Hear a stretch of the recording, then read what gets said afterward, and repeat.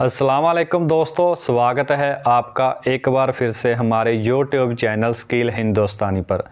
आज की जो वीडियो है जिसका टाइटल है हिस्ट्री ऑफ इमाम मेहंदी, ये वीडियो ISO शॉर्ट्स बयान के चैनल की वीडियो है। इस चैनल का लिंक आपको डिस्क्रिप्शन में मिल जाएगा। अगर आप फेसबुक पर वीडियो को देख रहे हैं तो इस चैनल का लिंक आपको कमेंट बॉक्स में मिल जाएगा, एक बार इसको जाकर चेक ज़रूर करें। दोस्तों, इस वीडियो में मौलाना साकिब रज़ा ने हज़रत इमाम मेहंदी क़यामत से पहले कब आएंगे, कैसे आएंगे, उसके बारे में बताया गया है। वीडियो बहुत ही इंटरेस्टिंग होने वाली है, सीखने को बहुत कुछ मिलेगा। तो वीडियो को लाइक कर लेना, चैनल को सब्सक्राइब कर लेना। तो चलो दोस्तों, वीडियो शुरू करते हैं, बाकी बात वीडियो देखने के बाद में करते हैं। कि हज़रत इमाम महदी जब क़ुर्ब क़यामत में तशरीफ़ लाएंगे तो वो हज़रत इमाम हसन की नस्ल से होंगे। और आप जानते हैं कि हज़रत इमाम महदी की खिलाफत अला मिनहाजुन नबुव्वा होगी और वो खिलाफत पूरी दुनिया पर होगी, पूरी दुनिया पर इस्लाम का झंडा लहराएगा और अल्लाह उनके ज़रिए से ऐसा पायदार अमन कायम करेगा कि घाट के ऊपर भेड़िया पानी पी रहा होगा तो भेड़ भी आकर साथ पानी पीने लग जाएगी। उसको फिक्र नहीं होगा कि ये भेड़िया मुझे चीर फाड़ के खा सकता है, उसे ये पता होगा कि मुसलमानों का अमीर इमाम मेहदी मौजूद है। ऐसा पायदार अमन मौजूद होगा, इस्लाम की खुशबू गली गली फैल जाएगी और कायनात में एक भी घर ऐसा नहीं होगा जिस घर की छत पे मेरे हुजूर के नाम का झंडा नहीं होगा। इस्लाम का फैलाव और ये तख्त व ताज छोड़ा था हज़रत इमाम हसन रज़ी अल्लाह ताला अन्हु ने, और फिर अल्लाह इमाम हसन की औलाद से इमाम महदी को ये एजाज़ देगा कि पूरी दुनिया के ऊपर हुकूमत हज़रत इमाम हसन के बेटे की होगी। कुर्बानी देने वालों की कुर्बानियाँ ज़ाया नहीं होती, उनकी कुर्बानियाँ रायगा नहीं जाती। अल्लाह उनका सिला जमा कर लेता है, या उनको दुनिया में देता है या आखिरत में देता है, और कईयों को दुनिया में भी अता करता है और आखिरत में भी अता करता है। नस्लों के अंदर अच्छों की अच्छाई की बरक़ात पैदा होती है। तो हज़रत इमाम हसन रज़ी अल्लाह ताला अन्हु की इस कुर्बानी को, जो तख्त व ताज की कुर्बानी थी, उसका सिला ये कि आपके फर्जंद पूरी दुनिया के तख्त के मालिक होंगे और खिलाफत की वो सूरत के पूरी दुनिया के अंदर ऐसा पायदार अमन कायम होगा कि देखने वाला होगा। तो ये हज़रत इमाम हसन रज़ी अल्लाह ताला अन्हु की शान है, ये आपका मर्तबा है और आपको दिया गया मुकाम है। खलीफतुल मुस्लिमीन हज़रत इमाम महदी की खिलाफत अला मिनहाजुन नबुव्वा कायम होगी, उसी तरीके पे कायम होगी। हज़रत ईसा अलैहिस्सलाम के अनफास की महक से दज्जाल पिघलता चला जाएगा। जब दज्जाल आएगा तो मेरे गुलाम उसके मुकाबले के लिए निकलेंगे। दज्जाल कब आएगा अल्लाह जानता है। 1400 साल इस बात को बताए हुए हो गए। कहा कुर्बे कयामत में दज्जाल आएगा, मेरे गुलाम उसके मुकाबले में निकलेंगे। इन्नी लआरिफु अस्माअहुम, मैं अपने उन गुलामों के नामों को जानता हूं। बात खत्म यहां नहीं हुई, यहां खत्म हो जाती फिर भी काफी था, लेकिन मेरे हुजूर ने आगे भी बात फरमाई। व अस्मा आबाइहिम, उनके बापों के नामों को भी जानता हूं, उनके बापों के नामों को भी। कहानी खत्म नहीं हुई, बात आगे फरमाई। व अलवाना खुयूलहिम, जिन घोड़ों पे चढ़ के जिहाद करेंगे मैं मोहम्मद उन घोड़ों के रंगों को भी जानता हूं। कौन सा गुलाम, किसका बेटा, किस कबीले का फर्द किस रंग के घोड़े पे बैठ के जिहाद करेगा, कहा मैं सब जानता हूं। जब तक पूरी दुनिया पर इस्लाम नहीं फैल जाएगा, पूरी दुनिया पर इस्लाम नहीं फैल जाएगा, शरक से लेकर गरब तक, शमाल से लेकर जनूब तक, कायनात की एक छत भी ऐसी नहीं होगी जहां मोहम्मद अरबी के नाम का झंडा नहीं झूल रहा होगा, हुजूर के नाम के फुरेरे लहरा रहे होंगे। ये अल्लाह के महबूब की अजमत है। कुफर मिट जाएगा। क्या ताकत थी, क्या आवाज थी कि ऐसे असवद व अहमर भागे हुए चले आ रहे हैं। वो कड़का था एक बिजली का, या कि सौते हादी, अरब की जमीन जिसने सारी हिला दी। और जमाने ने देखा आज 7 अरब की आबादी में 1 अरब 70 करोड़ के करीब मुसलमान हैं। जापान में सबसे तेजी से फैलने वाला मजहब इस्लाम है। यूरोप में सबसे तेजी से फैलने वाला मजहब इस्लाम है। बेअमल सही, जैसे भी सही, लेकिन हुजूर अलैहिस्सलाम का दीन फैलता चला जा रहा है। फरमाया जन्नत में कुल 120 सफ़े होंगी, टोटल सफ़े जन्नत की 120 होंगी। 40 सफ़े आदम अलैहिस्सलाम से लेके हज़रत ईसा अलैहिस्सलाम तक तमाम नबियों की उम्मतों की होंगी। 80 सफ़े सिर्फ मेरी उम्मत की होंगी। यह है हुजूर अलैहिस्सलाम के पैगाम की आफाकियत। जिधर देखो हुजूर के दीवाने दिखाई देते हैं। अल्लाह हमें तौफीक अमल दे। अगर हम सच्चे खरे सीधे दो टोक मुसलमान बन जाएं तो पूरी कायनात हमारे कदमों तले है, इसलिए कि हम मोहम्मद अरबी के गुलाम हैं। और आज देख लीजिए, आज हम कट रहे हैं, लुट रहे हैं, पिट रहे हैं, लेकिन हम फिर भी शाद काम हैं। आज हम दुनिया के ऊपर अददी कसरत के बावजूद भी जिल्लत और रुसवाई के गढ़ों में गिरे हुए हैं। इतनी तादाद हमारी कभी नहीं हुई थी जितनी इस वक्त दुनिया के ऊपर मुसलमानों की अब तादाद है। दुनिया की 6 अरब आबादी में से तकरीबन 1.25 अरब मुसलमान हैं। 56-57 बाकायदा इस्लामी रियासतें हैं और उसके अलावा अल्लाह ने हमें मुख्तलिफ मादनियात से, तेल जैसी दौलतों से माला माल किया है। एटमी ताकत भी हम खैर से हैं, लेकिन इसके बावजूद जो जिल्लत, जो नुकबत, रुसवाई, पस्ती और ज़ुबूहानी हमारा मुक़द्दर है, माजी में इसकी कोई मिसाल नहीं मिलती। हमें इस्तिरदाद का, वीटो का हक भी हासिल नहीं है। दुनिया की नज़रों में हमारी बेतौकीरी और नाकदरी का आलम ये है कि दुनिया के जिस खित्ते पर भी कोई खून बह रहा है तो आप गौर करो तो वो मुसलमानों का खून बह रहा है। 1 इंच भी जगह पूरी कायनात पे ऐसी नहीं जहां खून की अर्जानी हो और वो खित्ता कुफार का हो। जहां भी खून बह रहा है वो हमारा खून बह रहा है। इतनी सस्ती हुर्मत और बेतौकीरी कभी नहीं हुई थी। मेरे और आपके आका मौला हुजूर नबी रहमत सल्लल्लाहु अलैहि वसल्लम ने कुर्ब क़यामत के फितनों का जिक्र किया और उस दौर में आने वाली मुसीबतों का बयान इरशाद फरमाया और कहा कि एक वक्त आएगा कि तुम्हारी मिसाल ऐसे होगी जिस तरह भूखे प्लेट के ऊपर झपट पड़ते हैं, तो तुम इस तरह लोगों की हवस ज़दा निगाहों का शिकार होगे और लोग तुम्हें इस तरह नोच नोच के खाएंगे। तो सहाबा ने अर्ज़ की, या रसूल अल्लाह, क्या उस वक्त हम थोड़े होंगे? फरमाया, नहीं, उस वक्त तुम्हारी तादाद बहुत सारी होगी, लेकिन तुम होगे झाग की तरह, सैलाब के ऊपर उठने वाली झाग की तरह तुम बेवजन और बेतौकीर होगे। दुनिया के ऊपर तुम्हारी कोई कदर नहीं होगी, तुम्हें कोई पूछने वाला नहीं होगा। अर्ज़ की, या रसूल अल्लाह, उसका 56-57 इस्लामी मुल्कों के हुक्मरान गैरत की चादर फाड़ चुके हैं।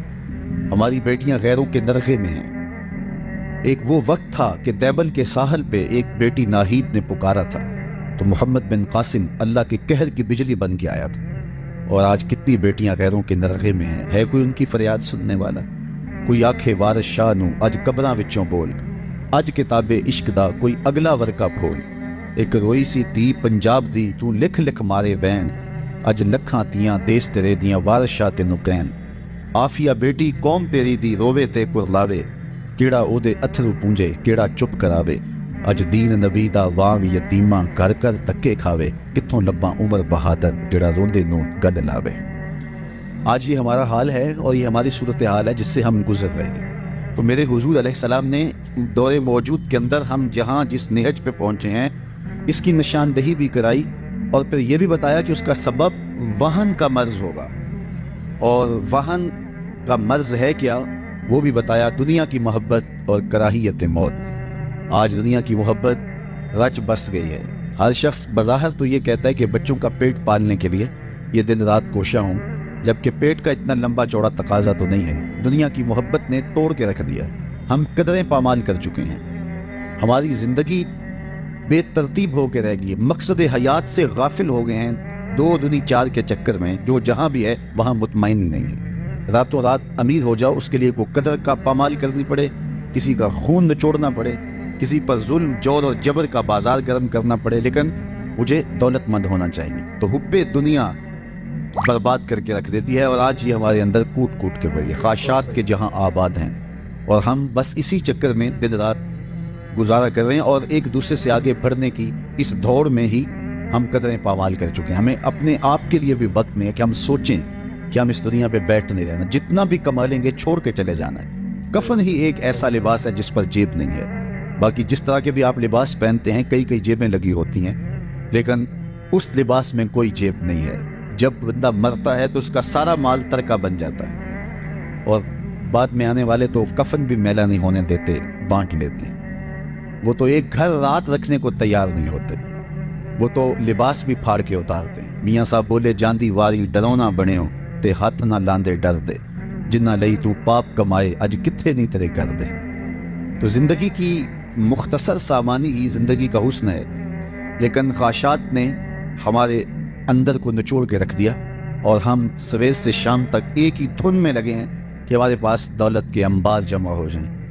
اچھا، اگر اللہ تعالیٰ کسی کے لیے دولت مقدر کی ہے تو میں اس کا منکر بھی نہیں ہوں، لیکن یہ ہماری ترجیحات میں سے نہیں ہے اور ہمیں اچھی قدروں کا حامل ہونا چاہیے، لیکن صبح سے لے کر شام تک ہم اسی چکر میں بھاگے پھرتے ہیں۔ جہاں جتنا رہنا ہو وہاں اتنا ہی سامان کرنا پڑتا ہے۔ مختلف ممالک میں جانا ہو تو میں دیکھتا ہوں کہ ایک چھوٹے سے کمرے میں 10 نوجوان مل کے رہ رہے ہوتے ہیں، خود ہی کھانا تیار کر رہے ہوتے ہیں، خود ہی اپنا لباس دھو رہے ہوتے ہیں۔ تو یہ مختصر زندگی ہے، یہاں جتنا رہنا ہے اتنا انتظام کیا جائے۔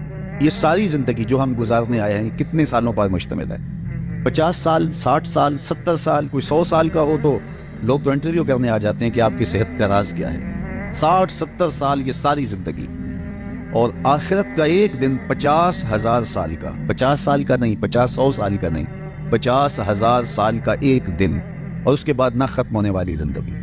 موت کو بھی مینڈے کی شکل میں لا کے ذبح کر دیا جائے گا، موت کو بھی موت آ چکی ہوگی، تو یہ کیسی زندگی ہوگی؟ تو اصل زندگی یہ زندگی ہے۔ اسی لیے خندق کو، صحابہ کو جب دیکھا ان پر پیار آیا تو یہی کہا، اے اللہ زندگی تو آخرت کی زندگی ہے، میرے انصار کو بھی بخش دے، میرے مہاجروں کو بھی بخش دے۔